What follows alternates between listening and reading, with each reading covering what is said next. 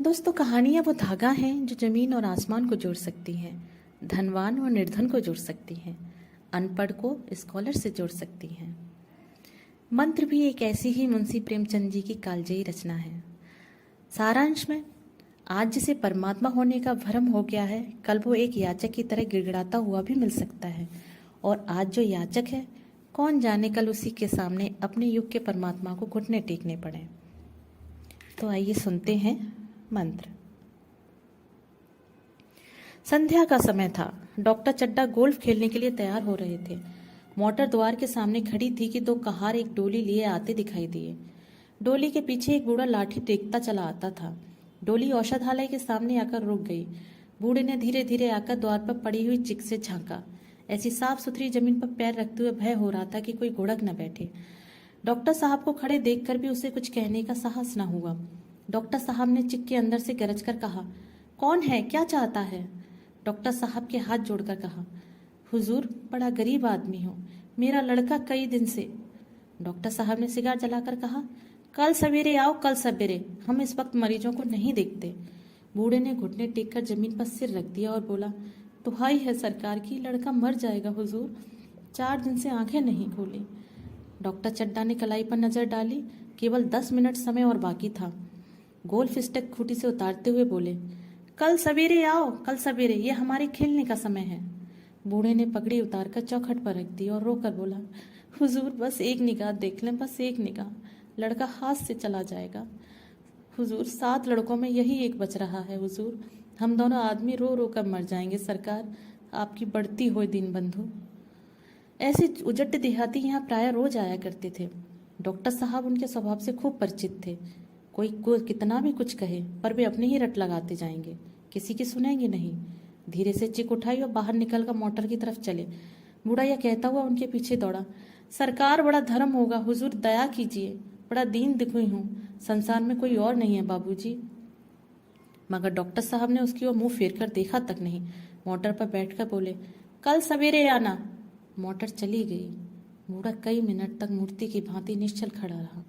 संसार में ऐसे मनुष्य भी होते हैं जो अपने आमोद प्रमोद के आगे किसी की जान की भी परवाह नहीं करते। शायद इसका उसे अब भी विश्वास न आता था।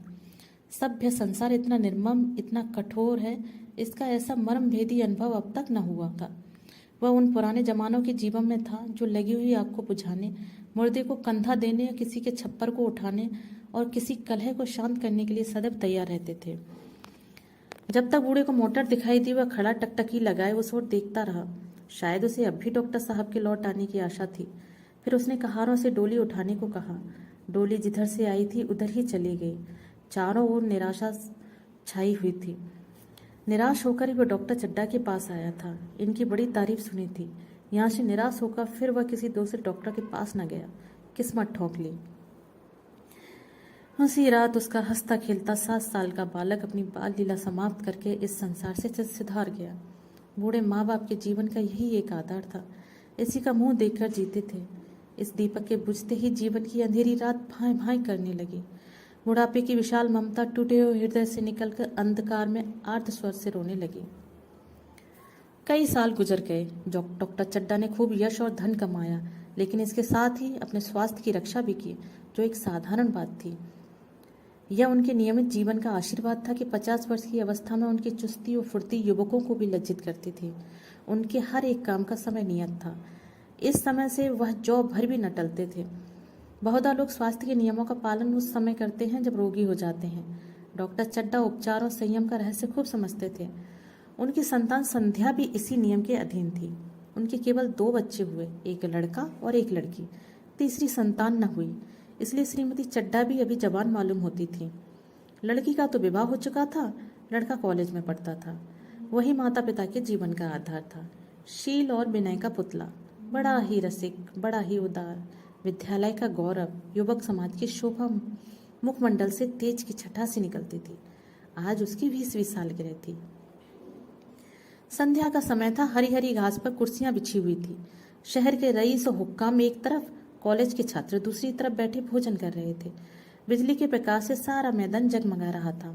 आमोद प्रमोद का सामान भी जमा था। छोटा सा प्रहसन खेलने की तैयारी थी। प्रहसन स्वयं कैलाश नाथ ने लिखा था। वही मुख्य एक्टर भी था। इस समय वह एक रेशमी कमीज पहने नंगे सिर नंगे पांव इधर से उधर मित्रों की आवभगत में लगा हुआ था।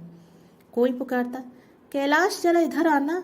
कोई उधर से बुलाता, कैलाश क्या उधर ही रहोगे। सभी उसे छेड़ते थे, चुहने करते थे। बेचारे को जरा दम मारने का भी अवकाश न मिलता था। सहसा एक रमणी ने उसके पास आकर पूछा, क्यों कैलाश, तुम्हारे सांप कहाँ हैं, जरा मुझे दिखा दो। कैलाश ने उससे हाथ मिलाकर कहा, मृणालिनी इस वक्त क्षमा करो, कल दिखा दूंगा। मृणालिनी ने आग्रह किया, जी नहीं, तुम्हें दिखाना पड़ेगा, मैं आज नहीं मानने की, तुम रोज कल कल करते हो। मृणालिनी और कैलाश दोनों सहपाठी थे और एक दूसरे के प्रेम में पगे हुए। कैलाश को सांपों के पालने, खिलाने और नचाने का शौक था। तरह तरह के सांप पाल रखे थे। उनके स्वभाव और चरित्र की परीक्षा करता रहता था। थोड़े दिन हुए उसने विद्यालय में सांपों पर एक मार्के का व्याख्यान दिया था। सांपों को नचाकर दिखाया भी था। प्राणी शास्त्र के बड़े बड़े पंडित भी यह व्याख्यान सुनकर दंग रह गए थे। यह विद्या उसने एक बड़े सपेरे से सीखी थी। सांपों की जड़ी बूटियां जमा करने का उसे मरज था। इतना पता भर मिल जाए कि किसी व्यक्ति के पास कोई अच्छी जड़ी है, फिर उसे चैन न आता था, उसे लेकर ही छोड़ता था। यही व्यसन था। इस पर हजारों रुपए फूंक चुका था। मृणालिनी कई बार आ चुकी थी, पर कभी सांपों को देखने के लिए इतनी उत्सुक न हुई थी। कह नहीं सकते आज उसकी उत्सुकता सचमुच जाग गई थी या वह कैलाश पर अपने अधिकार का प्रदर्शन करना चाहती थी। पर उसका आग्रह बेमौका था। उस कोठरी में कितनी भीड़ लग जाएगी, भीड़ को देखकर सांप कितने चौंकेंगे और रात के समय उन्हें छेड़ा जाना कितना बुरा लगेगा, इन बातों का उसे जरा भी ध्यान न आया। कैलाश ने कहा, नहीं, कल जरूर दिखा दूंगा। इस वक्त अच्छी तरह दिखा भी तो ना सकूंगा, कमरे में तिल रखने को भी जगह न मिलेगी।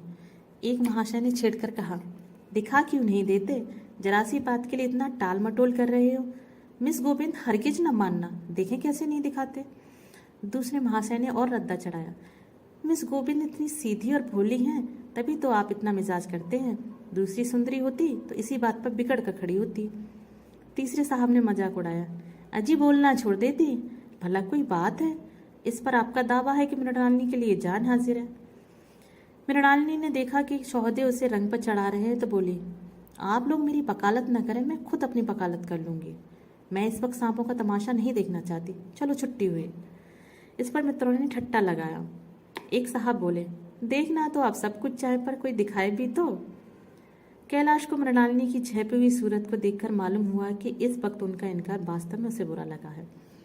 ज्यों ही प्रीतिभोज समाप्त हुआ और गाना शुरू हुआ, उसने मृणालिनी और अन्य मित्रों को सांपों के दरबे के सामने ले जाकर महुअर बजाना शुरू किया। फिर एक एक खाना खोलकर एक एक सांप को निकालने लगा। वह क्या कमाल था। ऐसा जान पड़ता था कि वे कीड़े उसकी एक एक बात, उसके मन का एक एक भाव समझते हैं। किसी को उठा लिया, किसी को गर्दन में डाल लिया, किसी को हाथ में लपेट लिया। मृणालिनी बार बार मना करती कि उन्हें गर्दन में ना डालो, दूर से ही दिखा दो, बस जरा नचा दो। कैलाश की गर्दन में सांपों को लिपटते देखकर उसकी जान निकली जाती थी। पछता रही थी कि मैंने व्यर्थ ही इनसे सांप दिखाने को कहा, मगर कैलाश एक न सुनता था। प्रेमिका के सम्मुख अपने सर्प कला का प्रदर्शन का ऐसा अवसर पाकर वह कब चूकता। एक मित्र ने टीका की, दांत तोड़ डाले होंगे। कैलाश हंसकर बोला, अजी दांत तोड़ना मदारियों का काम है, किसी के दांत नहीं तोड़े गए, कहिए तो दिखा दूं। कहकर उसने एक काले सांप को पकड़ लिया और बोला, मेरे पास इससे बड़ा और जहरीला सांप दूसरा नहीं है। अगर किसी को काट ले तो आदमी आनंद फानन में मर जाए, लहर भी ना आए। इसके कांटे पर मंत्र नहीं, इसके दांत दिखा दूं। मृणालिनी ने उसका हाथ पकड़कर कहा, नहीं नहीं कैलाश, ईश्वर के लिए इसे छोड़ दो, तुम्हारे पैर पड़ती हूँ। इस पर एक दूसरे मित्र बोले, मुझे तो विश्वास नहीं आता, लेकिन तुम कहते तो मान लेता हूँ। कैलाश ने सांप की गर्दन पकड़कर कहा, नहीं साहब, आंखों देखकर मानिए। दांत तोड़कर वश में किया तो क्या सांप बड़ा समझदार होता है। अगर उसे विश्वास हो जाए कि इस आदमी से मुझे कोई हानि नहीं पहुंचेगी तो वह उसे हरगिज न काटेगा। मृणालिनी ने जब देखा कि कैलाश पर इस वक्त भूत सवार है तो उसने यह तमाशा न करने के विचार से कहा, अच्छा भाई अब यहाँ से चलो, देखो गाना शुरू हो गया है, आज मैं भी कोई चीज सुनाऊंगी। यह कहते हुए उसने कैलाश का कंधा पकड़कर चलने का इशारा किया और कमरे से निकल गई। मगर कैलाश विरोधियों का शंका समाधान करके ही दम लेना चाहता था। उसने सांप की गर्दन पकड़कर जोर से दबाई, इतनी जोर से दबाई कि उसका मुंह लाल हो गया, देह की सारी नसें तन गईं। सांप ने अब तक उसके हाथों ऐसा व्यवहार न देखा था। उसकी समझ में न आता था कि ये मुझसे क्या चाहते हैं। उसे शायद भ्रम हुआ कि ये मुझे मार डालना चाहते हैं, अतः वह आत्मरक्षा के लिए तैयार हो गया। कैलाश ने उसकी गर्दन खूब दबाकर मुंह खोल दिया। उसके जहरीले दांत दिखाते हुए बोला, जिन सज्जनों को शक हो आकर देख लें। आया विश्वास या अब भी कोई शक है? मित्रों ने आकर उसके दांत देखे और चकित हो गए। प्रत्यक्ष प्रमाण के सामने संदेह को स्थान कहाँ। मित्रों का संग का निवारण करके कैलाश ने सांप की गर्दन ढीली कर दी और उसे जमीन पर रखना चाहा, पर वह काला गेहूं क्रोध से पागल हो रहा था। गर्दन नरम पड़ते ही उसने सिर उठाकर कैलाश की उंगली में जोर से काटा और वहां से भागा। कैलाश की उंगली से टप टप खून टपकने लगा। उसने जोर से उंगली दबा ली और अपने कमरे की तरफ दौड़ा। वहां मेज की दराज में एक जड़ी बूटी रखी हुई थी, जिसे पीसकर लगा देने से घातक विष भी रफू हो जाता था। मित्रों में हलचल पड़ गई। बाहर महफिल में भी खबर हुई। डॉक्टर साहब घबराकर दौड़े। फौरन उंगली की जड़ कसकर बांधी गई और जड़ी पीसने के लिए दी गई। डॉक्टर साहब जड़ी के कायल न थे। वह उंगली का डसा भाग नस्त्र से काट देना चाहते थे, मगर कैलाश को जड़ी पर पूर्ण विश्वास था। मृणालिनी पियानो पर बैठी हुई थी। यह खबर सुनते ही दौड़ी और कैलाश की उंगली से टपकते हुए खून को रूमाल से पोंछने लगी। जड़ी पीसी जाने लगी, पर उसी 1 मिनट में कैलाश की आंखें झपकने लगी। होठों पर पीलापन दौड़ने लगा, यहाँ तक कि वह खड़ा न रह सका, फर्श पर बैठ गया। सारे मेहमान कमरे में जमा हो गए। कोई कुछ कहता, कोई कुछ। इतने में जड़ी पीसकर आ गई। मृणालिनी ने उंगली पर लेप किया। 1 मिनट और बीता। कैलाश की आंखें बंद हो गईं। वह लेट गया और हाथ से पंखा चलने का इशारा किया। माँ ने दौड़कर उसका सिर गोद में रख लिया और बिजली का टेबल फैन लगा दिया। डॉक्टर साहब ने झुककर पूछा, कैलाश कैसी तबीयत है? कैलाश ने धीरे से हाथ उठा दिए, पर कुछ बोल ना सका। मृणालिनी ने करुण स्वर में कहा, क्या जड़ी कुछ असर न करेंगी? डॉक्टर साहब ने सिर पकड़कर कहा, क्या बतलाऊं, मैं इसकी बातों में आ गया। अब तो नस्तर से भी कुछ फायदा ना होगा। आधे घंटे तक यही हाल रहा। कैलाश की दशा प्रतिक्षण बिगड़ती जाती थी, यहाँ तक कि उसकी आंखें पतरा गईं, हाथ पांव ठंडे पड़ गए, मुख की कांति मलिन पड़ गई, नाड़ी का कहीं पता नहीं। मौत के सारे लक्षण दिखाई देने लगे। घर में कोहराम मच गया। मृणालिनी एक और सिर पीटने लगी। माँ अलग पछाड़े खाने लगी। डॉक्टर चड्डा को मित्रों ने पकड़ लिया, नहीं तो वह नश्तर अपनी गर्दन पर मार लेते। एक महाशय बोले, कोई मंत्र झाड़ने वाला मिले तो संभव है अब भी जान बच जाए। एक मुसलमान सज्जन ने इसका समर्थन किया, अरे साहब, कब्र में पड़ी हुई लाशें जिंदा हो गई हैं, ऐसे ऐसे पाक कमाल पड़े हुए हैं। डॉक्टर चड्डा बोले, मेरी अकल पर पत्थर पड़ गया था, उसकी बातों में आ गया। नस्ता लगा देता तो यह नौबत ही क्यों आती। बार बार समझाता रहा कि बेटा सांप ना पालो, मगर कौन सुनता था। बुलाइए, किसी झाड़ फूक वाले को ही बुलाइए, मेरा सब कुछ ले ले, मैं अपनी सारी जायदाद अपने पैरों पर रखकर लंगोटी बांधकर घर से निकल जाऊंगा। मगर मेरा कैलाश, मेरा प्यारा कैलाश उठ बैठे। ईश्वर के लिए किसी को बुलवाइए। एक महाशय का किसी झाड़ने वाले से परिचय था। वह दौड़कर उसे बुला लाए, मगर कैलाश की सूरत देखकर उसे मंत्र चलाने की हिम्मत न पड़ी। बोला, अब क्या हो सकता है सरकार, जो कुछ होना था हो चुका। अरे मूर्ख, यह क्यों नहीं कहता कि जो कुछ न होना था वह कहाँ हुआ। माँ बाप ने बेटे का सेहरा कहाँ देखा। मृणालिनी का कामना तरु क्या पल्लव और पुष्प से रंजित हो उठा। मन के वह स्वर्ण स्वप्न जिनसे जीवन आनंद का स्रोत बना हुआ था, क्या पूरे हो गए। जीवन के नृत्य में तारिका मंडित सागर में आमोद की बहार लूटते हुए क्या उनकी नौका जलमग्न नहीं हो गई। जो न होना था वह हो गया। वही हरा भरा मैदान था, वही सुनहरी चांदनी एक निःशब्द संगीत की भांति प्रकृति पर छाई हुई थी। वही मित्र समाज था, वही मनोरंजन के सामान थे, मगर जहां हास्य की ध्वनि थी वहां करुण क्रंदन और अस्त्र प्रभाव था। शहर से कई मील दूर एक छोटे से घर में एक बूढ़ा और बुढ़िया अंगीठी के सामने बैठे जाड़ी की रात काट रहे थे। बूढ़ा नारियल पीता था और बीच बीच में खांसता था। बुढ़िया दोनों घुटनियों में सिर डाले आग की ओर ताक रही थी। एक मिट्टी के तेल की कुप्पी ताक पर जल रही थी। घर में न चारपाई थी न बिछौना। एक किनारे थोड़ी सी पुआल पड़ी हुई थी। इसी कोठरी में एक चूल्हा था। बुढ़िया दिन भर उपले और सूखी लकड़ियां बटोरती थी। बूढ़ा रस्सी बटकर बाजार में बेच आता था। यही उनकी जीविका थी। उन्हें न किसी ने रोते देखा न हंसते। उनका सारा समय जीवित रहने में ही कट जाता था। मौत द्वार पर खड़ी थी। रोने या हंसने की कहाँ फुर्सत। बुढ़िया ने पूछा, कल के लिए सन तो है नहीं, काम क्या करोगे। जाकर झगड़ू शाह से 10 से सन उधार लाऊंगा। उसके पहले के पैसे तो दिए ही नहीं, और उधार कैसे देगा। ना देगा ना सही, घास तो कहीं नहीं गई। दोपहर तक क्या 2 आने की भी ना काटूंगा। इतने में एक आदमी ने द्वार पर आवाज दी, भगत भगत क्या सो गए? जरा किवाड़ खोलो। भगत ने उठकर किवाड़ खोल दिया। एक आदमी ने अंदर आकर कहा, कुछ सुना है? डॉक्टर चड्डा बाबू के लड़के को सांप ने काट लिया। भगत ने चौंक कर कहा, चड्डा बाबू की लड़के को? वही चड्डा बाबू है ना जो छावनी के बंगले में रहते हैं? हाँ हाँ वही। शहर में हल्ला मचा हुआ है, जाते हो तो जाओ, आदमी बन जाओगे। बूढ़े ने कठोर भाव से सिर हिलाकर कहा, मैं नहीं जाता, मेरी बला जाए। वही चड्डा है, खूब जानता हूँ भैया। भैया को लेकर उन्हीं के पास गया था, खेलने जा रहे थे, पैरों में गिर पड़ा कि एक नज़र देख लीजिए, मगर सीधे मुंह से बात तक न की।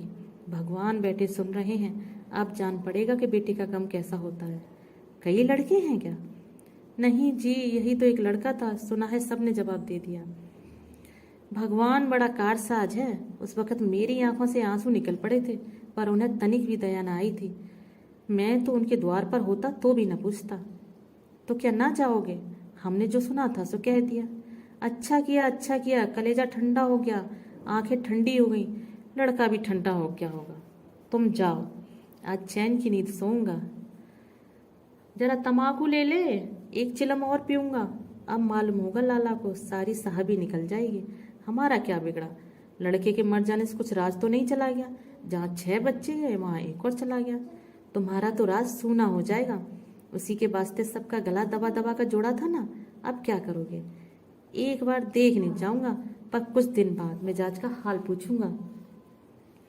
आदमी चला गया। भगत ने किवाड़ बंद कर लिए, तब चिलम पर तंबाकू रखकर पीने लगा।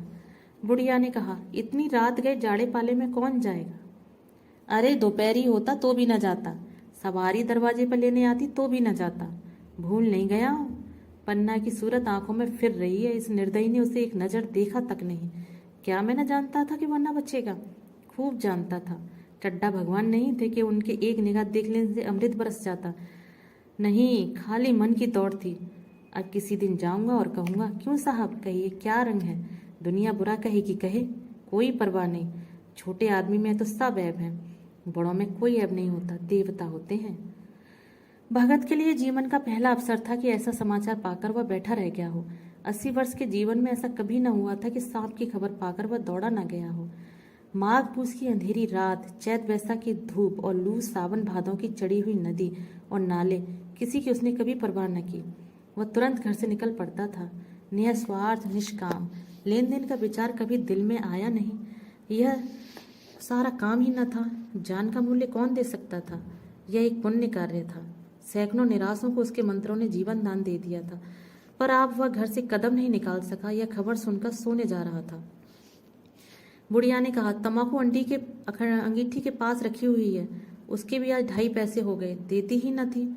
बुढ़िया यह कहकर लेटी। बूढ़े ने कुप्पी बुझाई, कुछ देर खड़ा रहा, फिर बैठ गया, अंत को लेट गया। पर यह खबर उसके हृदय पर बोझ की भांति रखी हुई थी।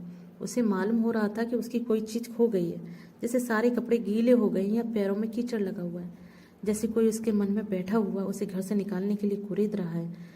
बुढ़िया जरा देर में खर्राटे लेने लगी। बूढ़े बातें करते करते सोते हैं और जरा सा खट होने से ही जागते हैं। तब भगत उठा, अपनी लकड़ी उठा ली और धीरे से किवाड़ खोले। बुढ़िया ने पूछा, कहाँ जाते हो? कहीं नहीं, देखता था कि कितनी रात है। अभी बहुत रात है, सो जाओ। नींद नहीं आती। नींद काहे आएगी, मन तो चड्डा के घर पे लगा हुआ है। चड्डा ने मेरे साथ कौन सी नेकी कर दी है जो वहां जाऊं, वह आकर पैरों में पड़े तो भी न जाऊं। उठे तो तुम इसी इरादे से ही हो।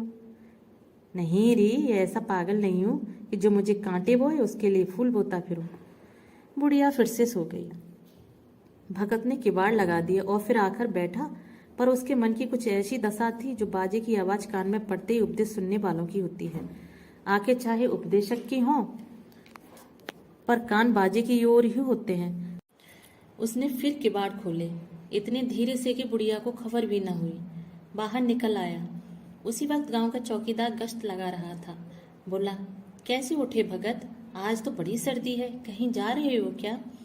भगत ने कहा, नहीं जी, जाऊंगा कहाँ, देखता था अभी कितनी रात है, भला कै बजे होंगे? चौकीदार बोला, 1 बजा होगा और क्या। अभी थाने से आ रहा था तो डॉक्टर चड्डा बाबू के बंगले पर बड़ी भीड़ लगी हुई थी। उनके लड़के का हाल तो तुमने सुना होगा, कीड़े ने छू लिया है, चाहे भी मर भी गया हो।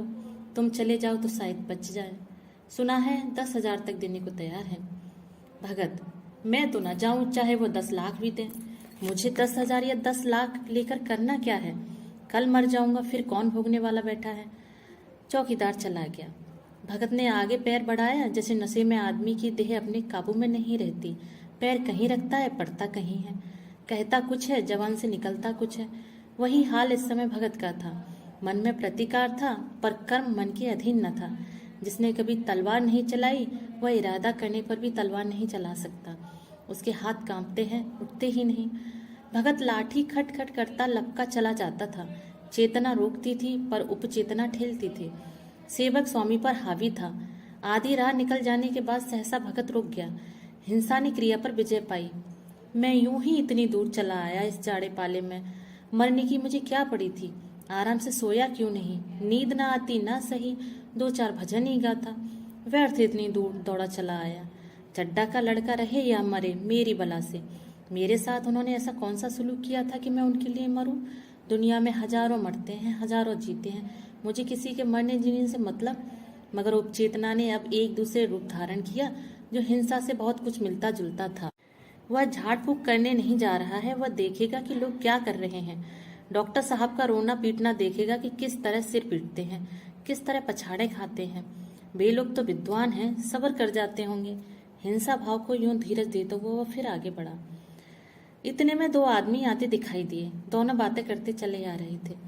चड्डा बाबू का तो घर ही उजड़ गया। वही तो एक लड़का था। भगत के कान में यह आवाज पड़ी। उसकी चाल और भी तेज हो गई। थकान के मारे पांव न उठते थे। शिरोभाग इतना बड़ा जाता था मानो अब मुंह के बल गिर पड़ेगा। इस तरह वह कोई 10 मिनट चला होगा कि डॉक्टर साहब का बंगला नजर आया।